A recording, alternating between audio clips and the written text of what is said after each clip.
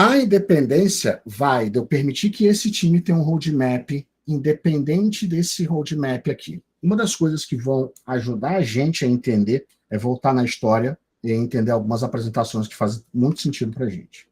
This is what a monolithic app looks like. You've got a release plan, you have a whole bunch of developers, they're all using the same language. Aqui ele está começando a descrever a questão do monolito e a unificar, ou ter uma release só integrada para todo mundo. Como isso impacta o processo de teste e o processo de implantação mais tarde. Framework, you throw their code over into QA, who work on it for a few days to get it working, then they throw it over to ops, who replace the previous release with the new release. But every now and again, QA find a bug, so you block the entire release, then... E esse é o grande problema.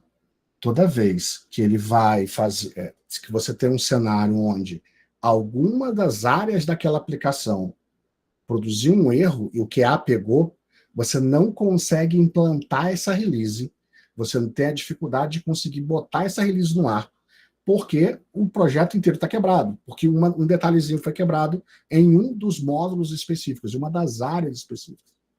E é essa a dificuldade, e é esse o problema que o microserviço vai resolver, é separar em tantas áreas, ou tantos microserviços forem necessários, para que cada um tenha release totalmente independente. E não só a release, mas como o trabalho em cima dele. A gente vai discutir controle de versão daqui a pouco, e a gente vai ver como há uma dificuldade ou há uma necessidade da gente quebrar esses repositórios. Em diversos repositórios, a gente vai pegar o fundamento que descreve isso, o fundamento que explica isso, e vai ficar fácil da gente entender. São bons princípios, e muitas vezes a gente fica tentando ou evitando por achar demais, e vai caindo em alguns erros comuns, alguns vários sombrios. Ops find a bug, and that blocks the entire release. And one developer's bug blocks all the other developers' work, right? That work doesn't reach the customer.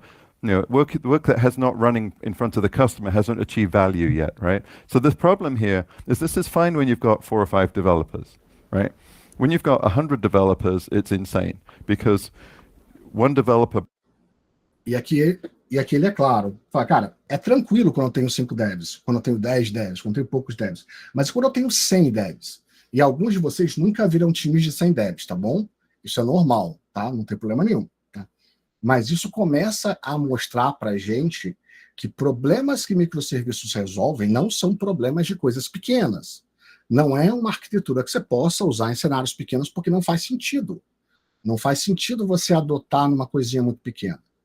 Então, e óbvio, quem comprou os livros, aquela pacote de livros, vai ver 2 versões do Build Microservices do Sun Neill. Se você tiver a chance, compara a versão 1 com a versão 2, e você vai ver que são 2 livros diferentes. O primeiro livro é uma insanidade, o descaso não, mas a falta de contexto para dizer que algumas coisas não deveriam ser feitas. Então é importante a gente levar isso em consideração, porque vai fazer diferença para a gente compreender microserviços. O livro 2, a versão, na verdade a segunda edição do mesmo livro, tem uma série de elementos novos, foi quase todo reescrito, para dar clareza sobre o que não deve ser feito. Então tem muita diferença. Microserviços em cenários pequenos é um caos. E por que a gente adotou microserviço para esse gateway de pagamento? Primeiro, por conta da escolha de ser um gateway de pagamento. Para que eu pudesse trazer microserviço, eu tinha que entregar um problema que merecesse. E foi essa a missão. Eu não podia fazer um serviço de microserviço com CRUD. Aí eu estaria cometendo o mesmo erro de favorecer ou incentivar microserviço em um cenário que não faz o menor sentido. Mas vamos continuar aqui com o Adrian. Quem não conhece o Adrian foi o cara que implementou microserviços na Netflix. Everything, and you can't really tell where in this monolith something broke, so you have to call all 100 to say who broke it. Right? It'll be every Friday Netflix, there'll be an email to like everyone in web engineering.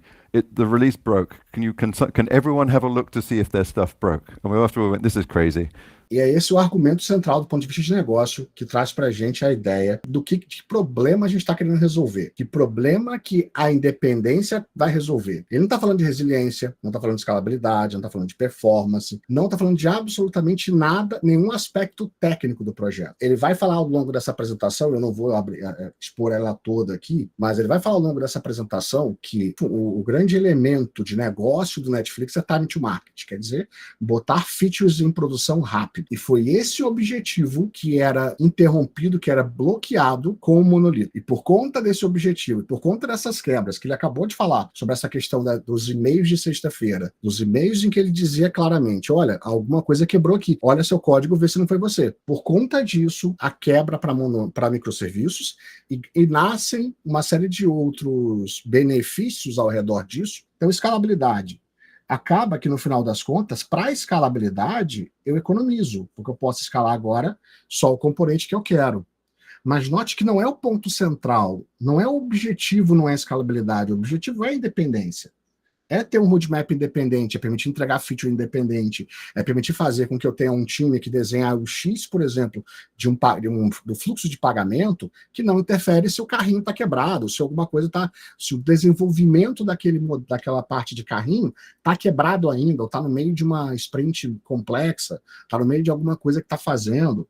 Então, ou catálogo, ou área do usuário, ou outros mecanismos quaisquer. Então, a gente está falando de independência como garantia que eu boto feature em produção, eu boto código em produção, eu boto recursos em produção, eu vou sendo mais eficiente em entregar o mais rápido possível e tirando as amarras de outras partes do meu código.